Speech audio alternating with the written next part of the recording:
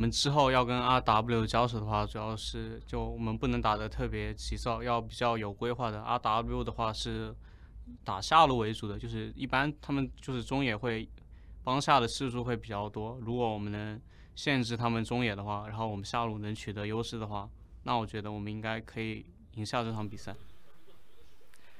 But unfortunately, Chris, what we saw coming out from FPX in the last match was that RW, yes, you attacked their bottom lane, but then they just send everyone else into the bottom lane anyway. Yeah, the thing that I actually like about hearing that from Crisp is that they kind of did focus the bottom lane in just a different style, you know, in a different way. They got an Iceborne Gauntlet Ezreal, and they sat at mid lane and tried to bring the pressure of the entire SMLZ Kahlua duo to mid and just oppress them, you know, keep them mid, keep them unable to work. But what they forgot about was the Aatrox mid lane and the Singed top lane that were bodying everybody. So they were able to still carry that game through Rogue Warriors. And I don't know if FPX will change the strategy or if they think that'll still continue to work. I like the premise. The execution was well off, and I think what should change is the Lulu. I think they should actually get something different in that middle lane. I mean, it makes sense if you have something like Lucian in the bottom lane or Kai'Sa.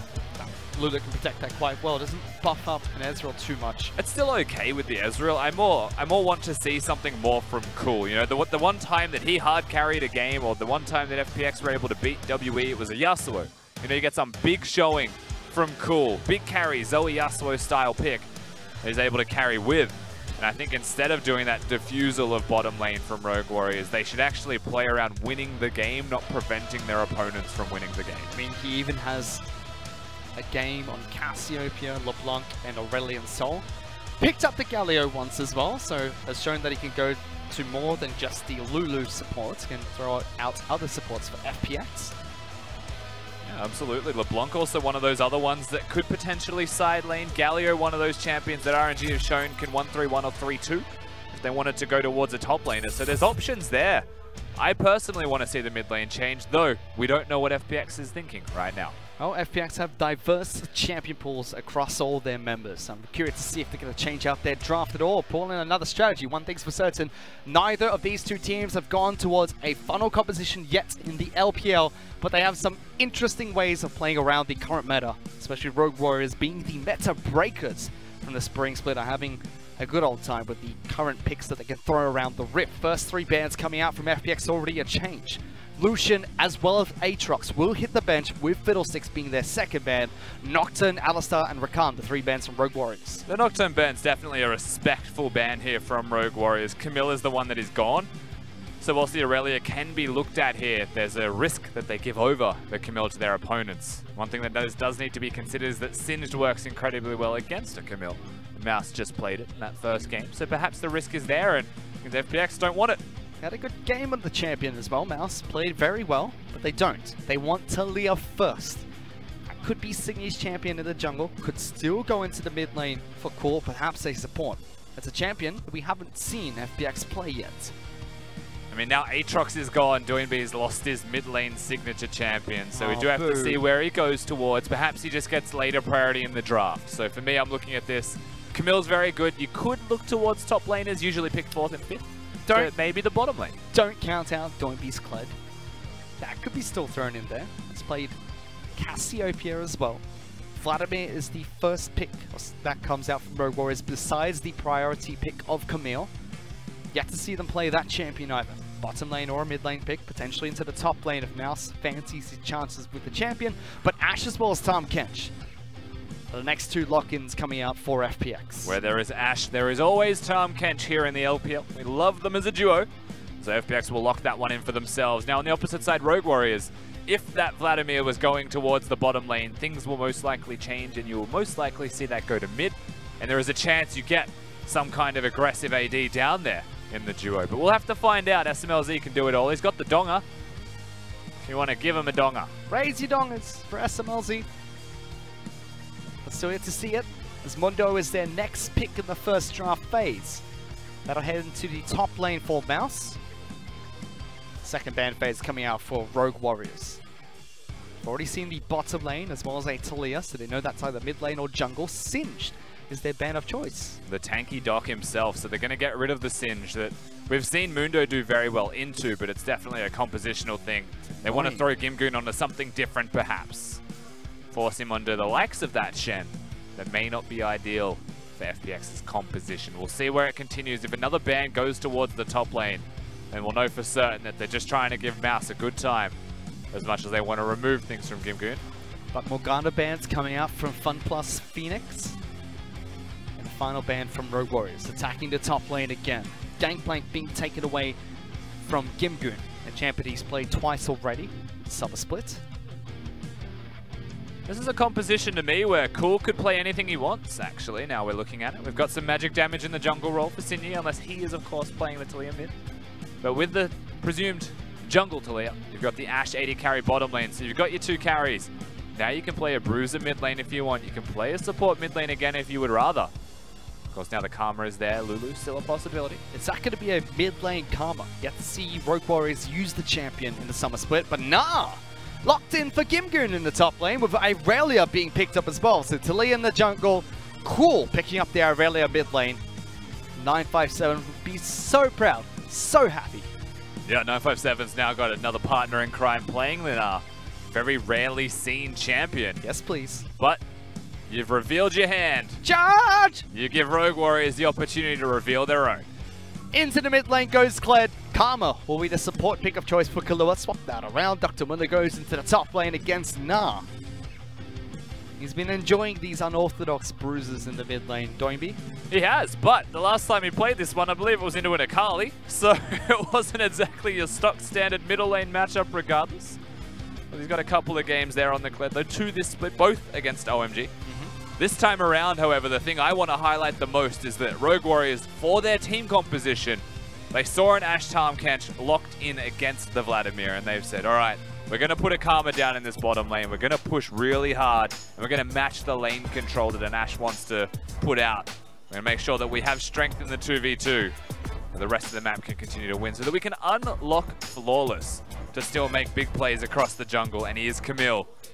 Those level 2 ganks are potent, those level 6 ganks just as much. And remember that for the side of Rogue Warriors, they're still undefeated in the LPL. Not just in the sets they've picked up, but they haven't dropped a single game yet.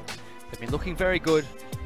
They're going to try and continue their streak so far. Join the likes of teams like EDG, who haven't dropped the series just yet, and remain the only 100% win team. Now another change in their strategy. SMLZ is going towards the Vladimir. We heard it from Crisp that Rogue Warriors do put a lot of their eggs in the bottom lane basket, and it was the same case for Spring Split as well. This time SMLZ on another carry champion, but one that busts up the damage that comes out from the rest of his teammates as well, paired up with a Karma. Yeah, so decent control in that bot lane 2v2, but for the side of FPX, it's more than just the bottom lane. They have got the Ashe and Tahm Kench to defuse or to push or control, maybe even just equalize against their opponents. But that Ashe arrow can go elsewhere, that Tahm Kench ultimate. And Abyssal Voyage themselves to the middle lane if they would like. They've got a lot of possibilities here with a Mega Gnar. And with 1-3-1s, Aurelia, Taliyah walls even. They've just got playmaking potentially everywhere. And Ashe is that major engage tool, that major facilitator to let it happen. Lots of ways for them to engage. Let's see if they're able to get the jump onto the Rift. Game number 2.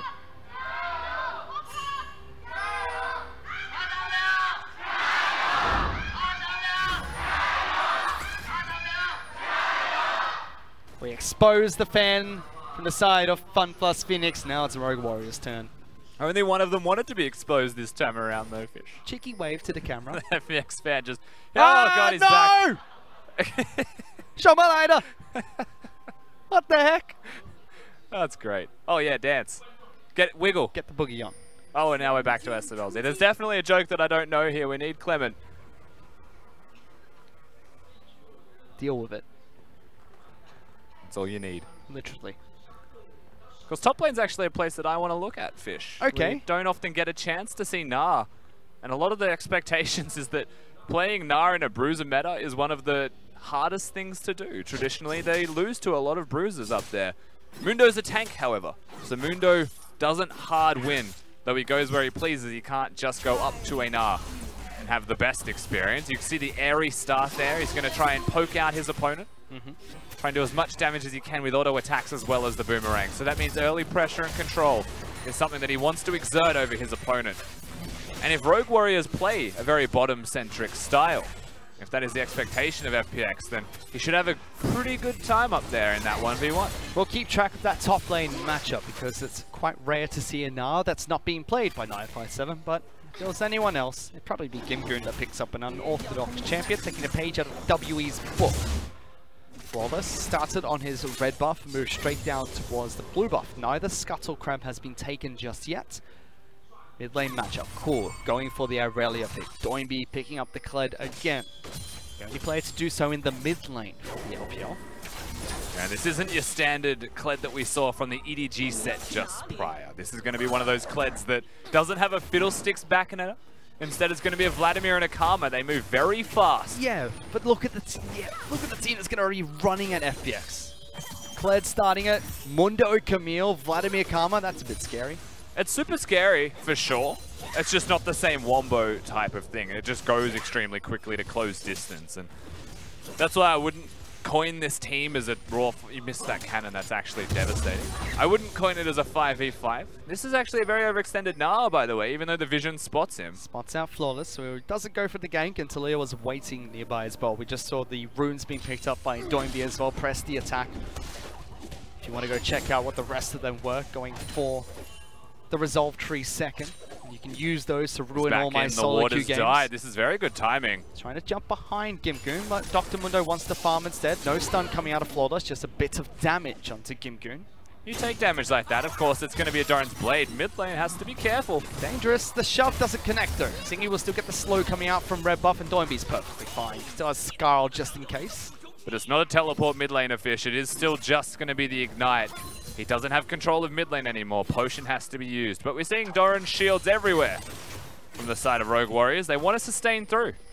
They want to outlast their opponents in lane. Perhaps find a chance to give Flawless that entryway to gank, but he hasn't found it at all. So he starts to fall behind to a Talia, you would have to expect. Except for SMLZ, he's like, I want my Dark Seal. Please give that to me. I'm happy in the bottom lane with my refillable potion as well. Trying to collapse onto Cool now. Flawless jumping in, flashes, but the only flash from Cool keeps him safe. Ignite used as well to try and take down the mid laner from FPX. Great flash from Cool to ensure that he stays alive. Of course, it does get traded with Flawless, but better to respect and assume that he's going to flash than not at all. So it's a good trade in the end. You can see the damage traded back between mid laners means that Cool wants to recall. However, he has the teleport, so things get worse for Doinby right now. He's going to have to go back himself. And he has a 10 CS lead before even teleporting back into the lane. Talia's still waiting there as well. And already Aurelia going for another aggressive play.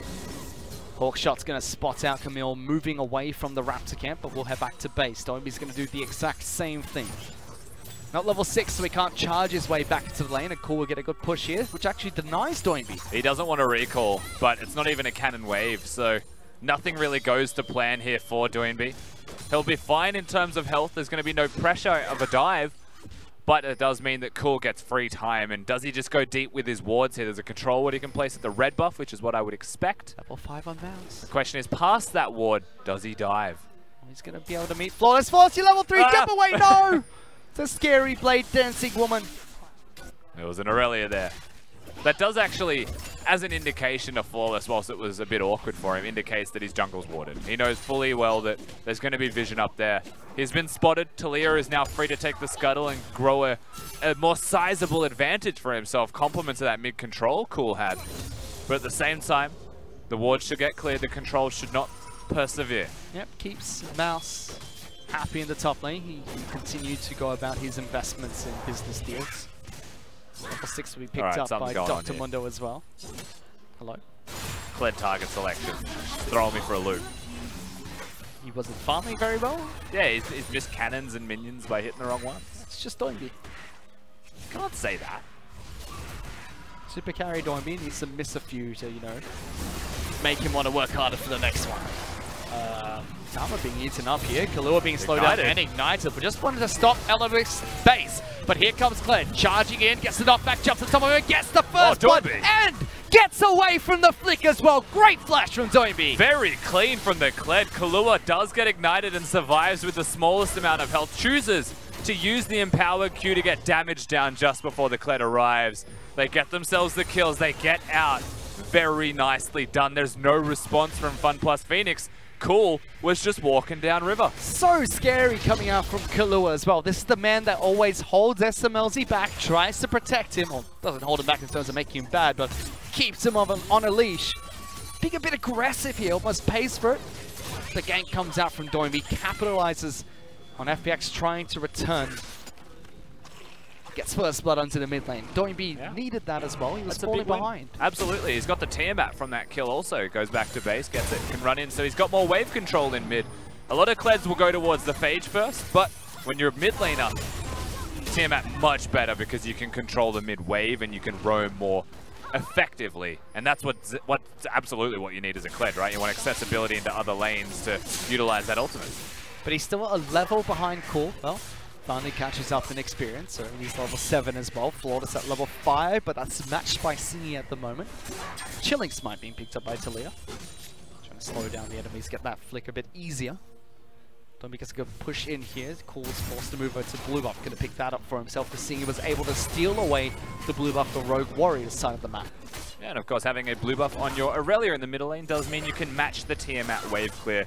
You actually run out of mana quite often as Aurelia if you're sitting there just spamming your spells to push mid.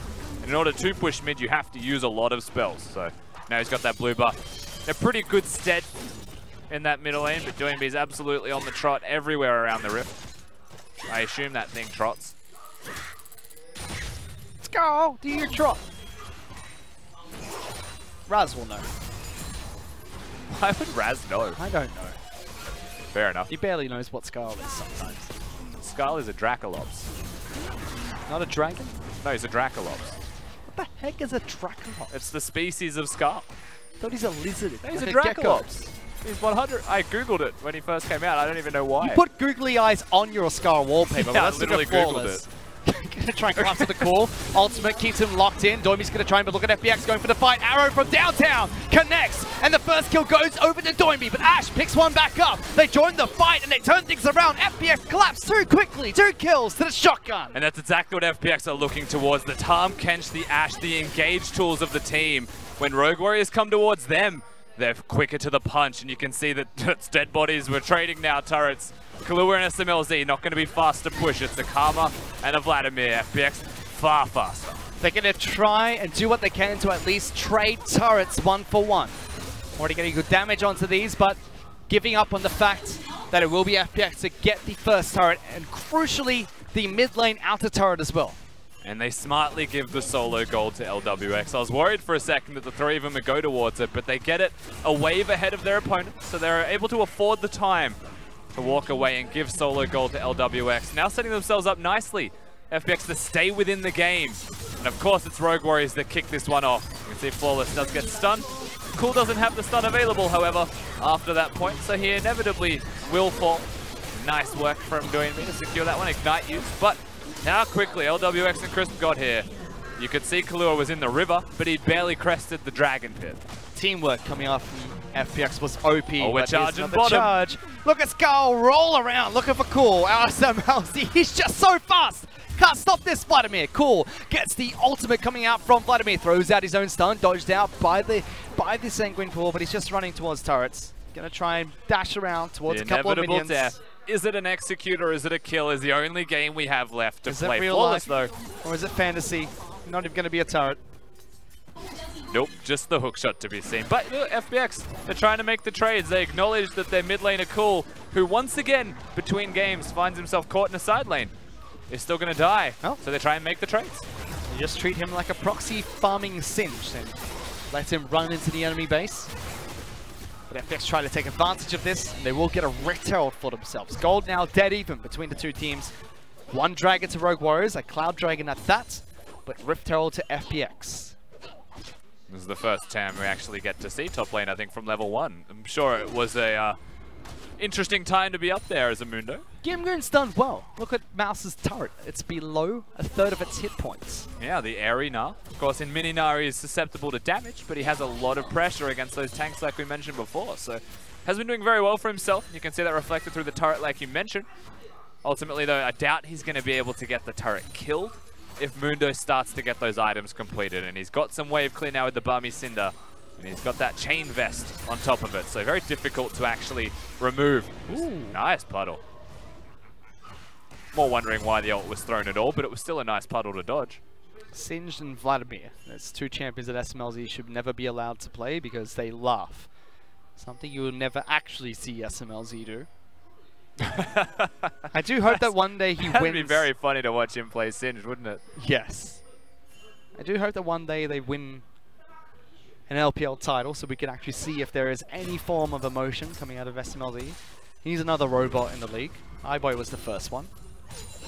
We don't know if SMLZ can pass the Turing test because he won't take one, doesn't speak.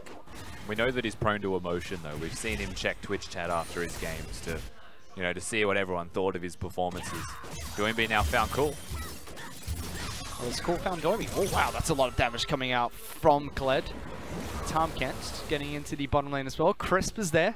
He's got his biceps ready, but just waddles back. Once again though, the Tom Kench is here right on time. If anything was to go awry, he would be there to ensure his mid laner this time would survive. Last time he was going from bottom towards mid, still able to make those plays successfully. LWX and Crisp have honestly looked decent as the 2v2 in bottom lane goes. Puppet Master Cool, making sure that FPX move around the map in the right directions. I mean, the games have looked promising from FPX, but they just can't clean up their strategy.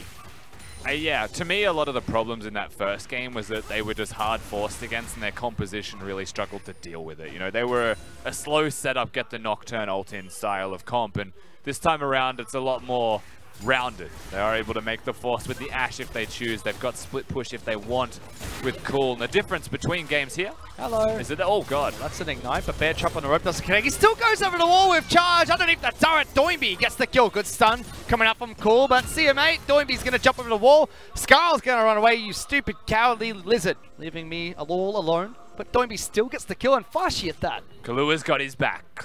Doinby, I mean, even if the Bear Trap on a rope doesn't connect, he's far enough ahead that he's got the damage, the Phage to connect, and the double dash that he can get over walls. It's so hard to flash away from a Kled once he's got that first eye in on you. So gets the kill, finds Sinyi, and a difference still being forged here by Rogue Warriors through their constant forward movements, using vision so aggressively. They don't place a lot of it. It's not widespread. It's not always going to be control wards, but if they know they have it and you don't, find them waiting around the corner. It almost feels like these two teams just want to run at each other though. So Rusty LWX has the arrow available. Chris can bring people into backline. Singy can separate the team, and Na's always looking for an ultimate. Rogue Warriors doing the exact same thing though with this charge. I feel like you're mostly correct, but I don't get that same feeling from the top half of FPX. You know, I don't feel like anyone other than LWX and Crisp want to run at people. Crisp is using his ult to save people because they're getting caught, not because they're going forwards. LWX is absolutely the aggressor. He is the one saying, we're going, firing arrows point blank at Vladimir. Though they're not connecting, I respect that he's going for those plays. Is that how they start these fights and potentially how they win the game? Throwing out arrows, looking for a pick and starting a fight that way? Because Rogue Warriors, if arrows aren't thrown at them, they're just going to charge at FPX. I mean, there's another way they could engage fights, and that is by Talia's wall blocking people off. So you can actually force summoner spells before the Ashe Arrow or funnel them into an Ashe Arrow. There's opportunities there for them. And so far, the only thing they've really utilized... Get back here. Ah, he's angry.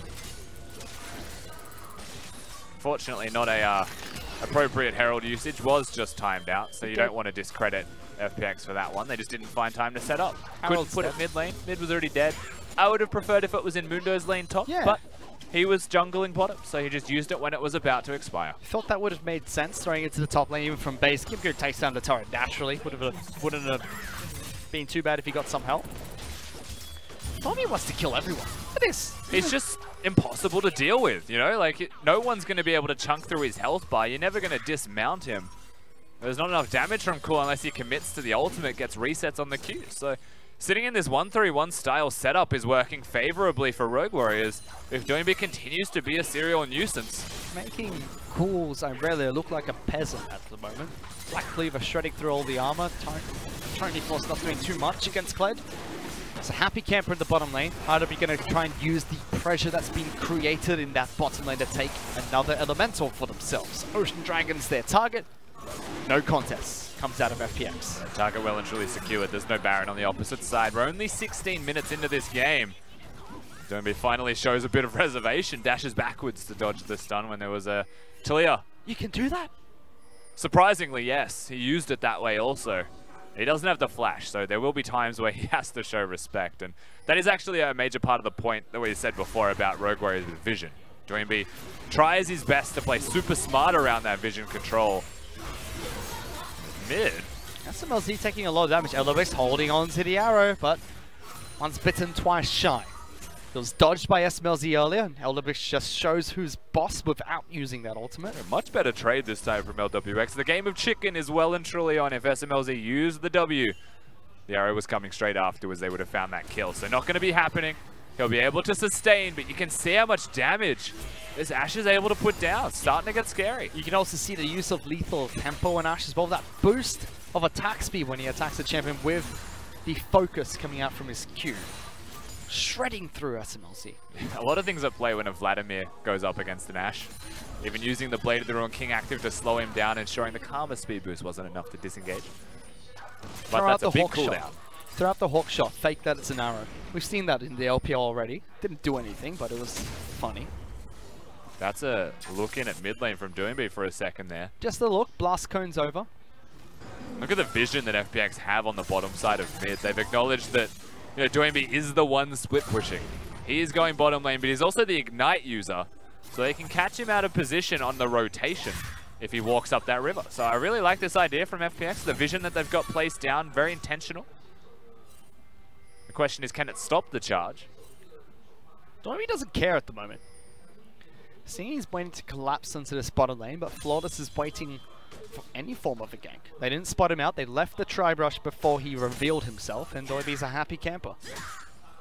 Ah! Makes a lot of noises. Damn, clever. I'm upset that Scarl doesn't make more noises. Speaking of, what are you doing? Having a bit of a dance. Oh, we still got him. Ignite. And a flash. That's what you get for emote spamming. Cool. Unfortunately, you're made to be a thumbs up. That's where you dab penguin, Fish. That's the one time that we condone the usage of a dab penguin. Now he's fighting Krugs. This is a lot of fun to watch. Seeing he's going to get down here as well and try and take that away. Gets it. He's pressuring two people here. He's bringing down a second person. You can see that Doinby has genuine kill threat on his opponents. How do Rogue Warriors capitalize on that? Because, yes, Doinby is getting a lot of pressure onto these two, but he's not getting anything out of it. You're wanting to see mid or top lane actually be a point of focus from them. And currently they were grouping mid. They had the Camilla around the middle lane, and Doinby, or rather Mouse, was by himself top lane as the Mundo looking for a potential push. Mundo doesn't pan out as intended. Top lane turret still standing for FPX. So you can continue this idea, I feel like, for Rogue Warriors, absolutely. And a lot of it may actually just be in an offensive style of defense. You know, if you draw pressure down there, then they can't make the plays that FPX want to do on the other side of the map. The risk of this is you're prolonging the game state by a significant amount against an AD carry composition. Best defense is a great offense. It's the strategy coming out from Rogue Warriors. But eventually, the champions have to go back to base. Cled's going to do just that, so is Camille. Good timing, however, with Infernal Drake spawning in about 2.5 minutes. Baron buff being online, but Gimgoon fancies his chances against Dr. Mundo. Mouse, he's so tanky, but there is an Ignite ticking. Forced to flash away. That was from the Executioner's calling, coming out from Gimgoon. Don't know if they want to be up here still. Gimgoon's playing with fire when there's a Kled ultimate that can get them in. Mundo's got business meeting and he's trying to attend. Going where he pleases, slows him down, and everyone's up here, Rusty. Let's see a big fight. Oh, SMLZ gets them all with the ultimate. Doinby's gonna try and charge into the backlines as well. Cool, he's stuck. That ultimate does absolutely nothing. And Flawless is not done yet. He wants everybody dead. Ziggy tries, but it's not gonna happen. Ace picked up by Rogue Warriors. And would you believe it, 20 minutes into the game, they win a fight right next to the Baron. The one time that FunPlus Phoenix decide to find a pick, decide to be aggressive, it is completely met with resistance. And they best them in the middle of battle. Rogue Warriors get the Baron and the fight. They tried to kill Dr. Mundo with his ultimate available, not enough chain CC and damage. Bites them back and bites them back hard. And you see the Nara ultimate was used. And Talia, while she has a lot of utility, is not going to get the kill. Executioner's calling reduces his healing. But the second he's out of combat, Mundo is still Mundo and starts to sprint to Gimgoon. So suddenly it buys time. A lot of kiting here from Gimgoon. Trying really hard to get that 3-hit passive off. He's going to get caught. So suddenly everyone's here. Teleports around. But look at SMLZ. big play, finds everyone, pretty much wins the fight by himself, and then the reinforcements arrive, and all they have to do is apply damage to the remnants of the health bars. And then a nice little game of chicken from Flawless at the end here. No chicken sounds were made in the act, but they were now, I guess. How was Scarl? What the cluck were you thinking? That was Scarl. Not me. Rogers now have Baron to work with. 3,500 gold lead as well. Oh, he's on. Oh no, poor little Talia. Oh, just taken down so low. Jump back in Flawless, low sweep, cuts him with his knife legs. Now jumping over for a game of knifey spoonie with Chris. Spits LWX back out. He's now stuck in the Hextech ultimatum. One more tick of damage would have been enough.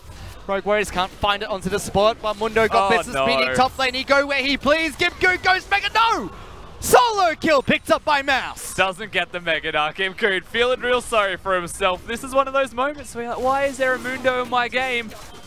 And Mininar just dies to him because he's started to build the Bramble Vest. He's got 3 items, or 2.5 items. He's super strong at the moment. Rogue Warriors get the Baron, win everywhere at once. I believe that was a thumbs up coming out from Doinby as well, as 2 turrets fall for Rogue Warriors. Sieging the mid lane inner turret as well. That should fall shortly after. Infernal Dragon picked up by Rogue Warriors. 3 Elemental Dragons being picked up, and FPX looking for a fight. Wow. No, stop it. We are seeing some sick reaction time from our AD carries down in that bottom lane. The 2 robots today have looked really good. They really have. Shen P with the aimbot arrows. Oh, we have to watch this? That's alright, it's worth it. Briefcase! You got to feel for Gimgoon more than anything else in this situation. He doesn't even need to throw briefcases. He does it for good measure. Hello. Chris, is he going to die? Ultimate is on. SMLZ in a lot of trouble, however. Gets the kill and gets the health back as well. Vladimir! Just healing things, Rusty. Just healing things. Yeah, just Vlad with the Karma in the support role to protect him. So they get themselves the kills. Inhib soon to follow. Baron's still there, and bottom lane has been prepared. Flawless is already down there. That was a 4-on-5. Rogue Warriors still come out on top. Another base, part of the base, broken by Rogue Warriors. Flawless jumps in. Slows down Gimgoon. SMLZ looking for it. The Gnar backwards into the Hextech ultimate. It doesn't matter. Another kill going to Mouse. Rogue Warriors just have to get towards that Nexus. They just get the kills, and now that there's 3 dead, 2 more seconds on the Tahm Kench, but still no one here to resist. Nexus is going to become bare. Not much that FPX can do anymore as Rogue Warriors, a clinical game number 2, 14-2 in kills, continue their undefeated streak in the LPL. Not a single game dropped, asserting dominance, and they look good doing so. We still find ourselves, Rogue Warriors, not a single map, simply because they are very good at forcing. This meta seems to complement them super nicely, and you give them an opportunity. That's all it takes. Through this game, we saw such a reserved, such a calm start to the mid-game. Once again, nothing happening, just calm laning. AD carry goes mid lane. Once again, we find FPX just putting LWX there and saying, we'll hit the arrows, we'll make the plays. And they don't make anything. The one time they try, one time they give an opportunity to their opponents, game's over. The only 2 teams left for Rogue Warriors to take down their conference, WE and EDG. That's it. They're looking for the clean sweep in the first round of round robin in group stage. And then they'll take on the other conference during cross-conference. But so far, great start. FunPlus Phoenix, they looked okay. We saw that brawl heavy comp. We saw the strategy come out for that first match. Second game looked better as well, but torn apart by the strategy FPX threw at them. Yeah, of course, next week we'll get to see Rogue Warriors take on EDG, the last game of the week on Sunday. If you want to look forwards to, mark it in your calendar. It's going to be super hype, but for now, Rogue Warriors and EDG both get to finish those back-to-back 2-0s. Though one looked a little bit cleaner than the other, just quietly. But they'll be happy nonetheless. 2-0, still a 2-0. Clean up the mistakes they made, moving into their next match, and those are the ones that matter. WE looking better recently, but EDG are on form as well. We've only seen the bruises from Doinby in the mid lane this split so far, and Flawless also showing that he can play the Camille quite nicely, get those ganks off, and work very well with him. But most of this game to me, when you look at it, was simply Doinby drawing pressure, bringing 2 people down to his lane, just opening up the map every single time. I mean, if it's not broken, you don't have to fix it. And Rogue Warriors' composition has shown that time and time again. They'll go for Aatrox mid lane, it works for them so frequently. If that's banned out, give me Clyde. Yeah. I mean, above all of that, I think we've just discovered the recipe for taking down FPX. Cool seemed completely out of sorts in this set to what we expect from him, and a lot of the game plan was keeping Cool down. That first game he was on Lulu, caught out of position once the game was over, but he was still on a champion like the Lulu, something that's not empowered to win the lane, especially not against an Aatrox. And then into the second game, he's stuck on a side lane as Aurelia against a Kled, and he can't fight a Kled as Aurelia. It's more of a burst-style champion, and you don't want to have to waste the ult on someone that can just dismount and run away. Well, the recipe for success for Rogue Warriors definitely tastes good as they're still undefeated. Let's send it back to our analyst desk to break down that series. Ah, thanks, Fish. Looking good. I'm gonna unbutton down. People are just gonna have See, to I take thought it. about going the other direction. I was like, I can't go the other direction, so that's fine. Again, a Mazda comp, or the Zoom comp. I guess we should call it a Mercedes comp, really, in the LPL. Coming out of Rogue Warriors there. It's not the first time they've played this, and it definitely won't be the last time. Echoing the casters, you know, if Doinby doesn't get his hands on Aatrox, he's going for the Kled, and they just complement it so beautifully. Even throwing a Karma on top this time. Yeah, it was so fun to watch. And the best thing about it, they talk about at least it putting down Cool, because Cool was on the Aurelia. His early game was proper. He took a lot of pressure and he was able to get out of the lane fine. And then he goes into a side lane and they run him down every time. So it attacks side lanes so well with multiple members, and FPX didn't really have anything on the opposite side of the map to really respond with. So this is just a game of Rogue Warriors. We're definitely catching FPX with their pants down. And I feel like when we first started watching Rogue Warriors in the beginning of the split, it was, okay, Rogue Warriors are going to continue to play around SMLZ. It's going to be about the ADC picks. It's going to be possibly like the Kog'Maws, the Lucians, things like that. And now suddenly SMLZ, he's on the Vladimir, he's on the Heimer, he's on the Karth. This like complete turn where Rogue Warriors is now slotting beautifully into this meta. They're definitely showcasing that this is their meta. I know a lot of the characters, if you look towards top lane, Mouse is really just stuck to his own pool. But it's Doinby that's really flexing, that he's going back to Kled and showing that, you know what, you're not going to play Aatrox, I'll do it myself. And if you ain't playing Mundo, maybe that's for the future. But, like, that's fun to see. I didn't expect the SMLZ one, because he did start the split with a lot of the core 80 carries with the Lucian that we even saw in game 1. And then immediately in this one, he just showcases that he can play the Vladimir. You already talked about the mages that he's willing to play, so you're right. It seems like that bottom side of the map is really wide open. And it was just a repeated win condition from this point. We see the composition, it's going to run fast and it's going to run hard at you. If you want to call it the Zoom comp, the Rocket comp, I had a couple of different names written down. Yeah, I had Zoomies, the Vroom comp, Rocket comp, Bullet comp. There's a lot. I'm sad that I didn't participate in this. We'll workshop this one, but it works like this. The Sonic comp. And you saw it again. Sonic is a good one. Kled Pop Soul, everyone runs in, and around 20 minutes in the game, that's when everything cracked open for Rogue Warriors. It felt like it was a quiet game, and then suddenly it was over. And that's what it's really scary when it comes to Rogue Warriors, because a lot of it is waiting, biding their time. The last game wasn't that. Game 1 was literally just skirmish as much as possible, but that's because they built for that. That was their composition around just kind of getting as many skirmish with around the Elise as much as possible. Game 2 is completely different. You're right. Felt like they were searching for plays around mid lane, but it was FPX that was playing safely enough in doing so. So I thought FPX actually had a good early game.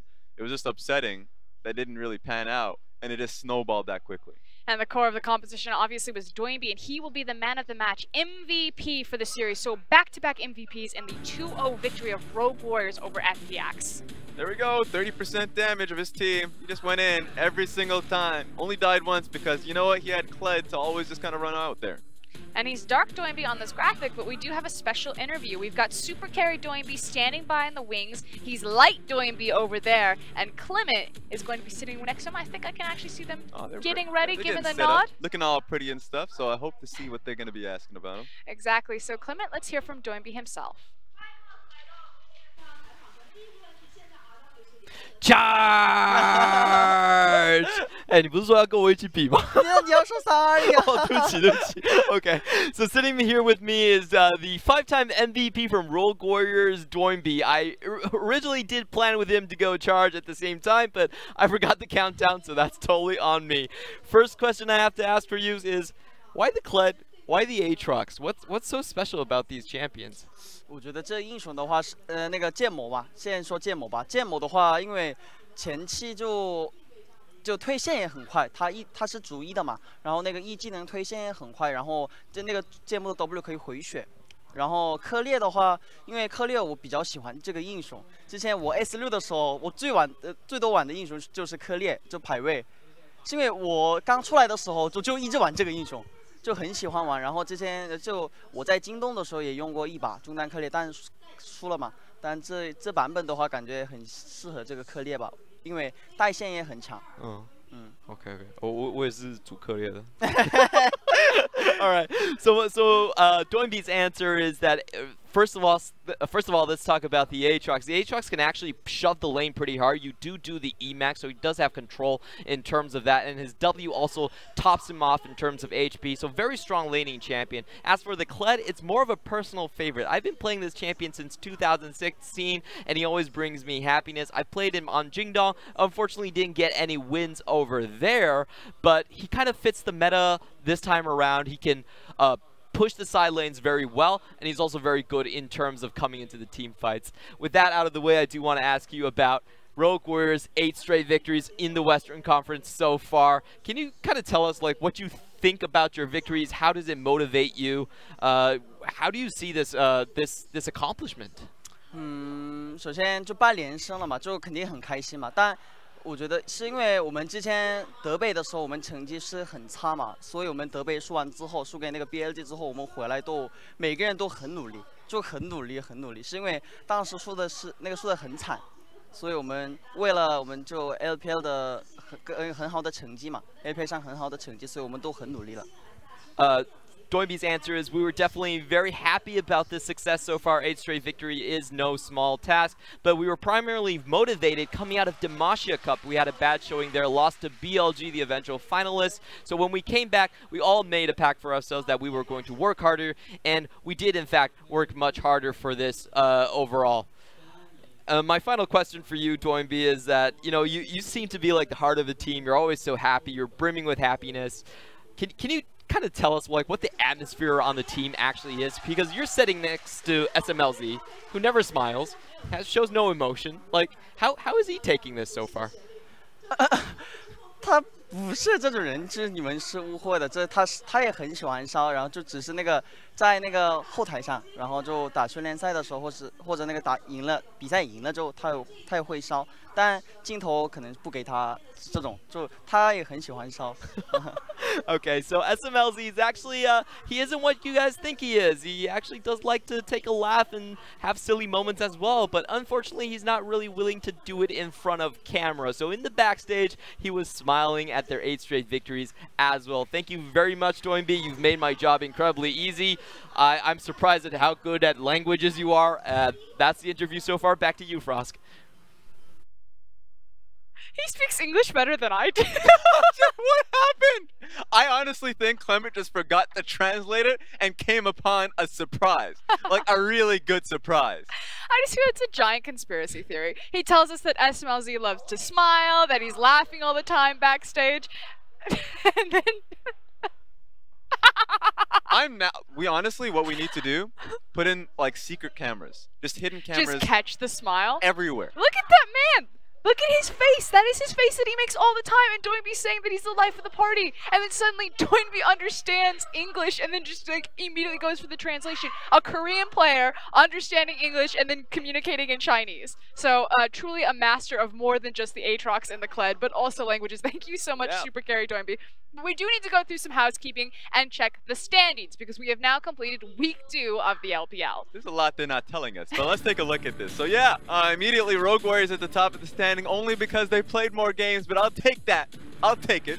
4-0, just above their team, EDG. And we had questions, Rogue Warriors' strength of schedule was a very easy run out of the gate for them, but they've taken down Snake, they've now taken down FPX, and as Rusty was saying, mark it in your calendar, they're coming for that true first place and looking at Edward Gaming. I really love the part of the interview when they were talking about immediately out of their poor performance at Demacia Cup, it really took them, really hit them hard.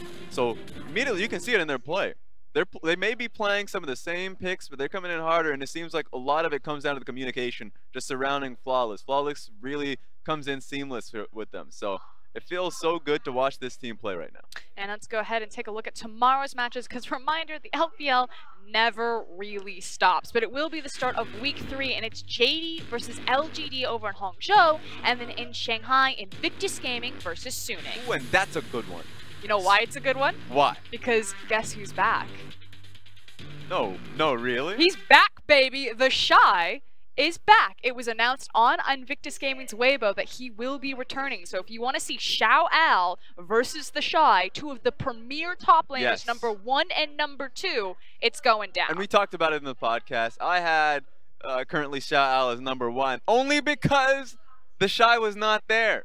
So we get to finally see the Shy react to his new surroundings. It seems like there's a new king, but he's just saying, no, I'm back. We'll see if he can kick him off the... I want to see what he actually ends up playing. Does he just go back to the same Aatrox picks?